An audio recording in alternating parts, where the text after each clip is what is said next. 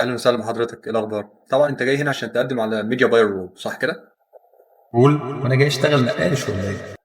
مظبوط مظبوط يا فندم، صح. alright alright great, could you please introduce yourself?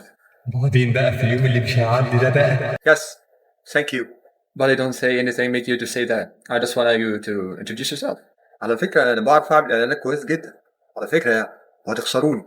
جميل جميل، بإذن الله كده إن شاء الله ما تنتظرش مننا أي مكالمة. شرفتنا ونورتنا يا فندم، مع السلامة.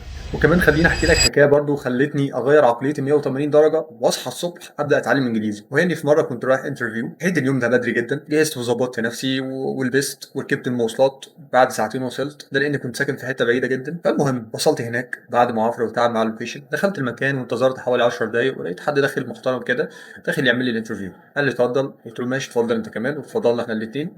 وبدأ الانترفيو. كان لطيف الراجل ده في البداية، بس مش عارف ايه اللي غيره كده. بدأ أول كلامه يتكلم معايا عربي وكان زي الفل، وبعدين فجأة لقيته حرفيا بيقول كلمة عربي وكلمتين انجلش. مثلا our business company is big but انا عايز بس اعمل حاجات ازيد من كده. another side we have a lot of challenges. بس عايزك تركز معايا في حاجه معينه. بالنظام ده بالظبط. فانا ساعتها كنت تقريبا مستواي ضعيف جدا في الانجليش، كنت بفهم الكلام العربي اللي بيقوله بس، انما باقي الكلام كنت بسقطه. خلص كلامه وسالني سؤال، وللاسف طبيعي عشان انا ما فهمتش اللي قاله اصلا، فما عرفتش اجاوب. ما عرفتش اجاوب من هنا، وهنا كان انتهى الانترفيو.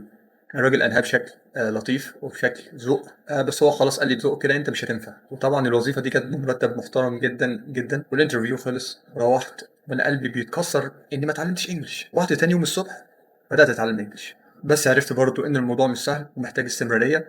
بس صدقني بعد فتره معينه من الاستمرار والجد والاجتهاد هتلاقي نفسك بقيت تتكلم انجليش بشكل تلقائي وبدون مجهود تماما.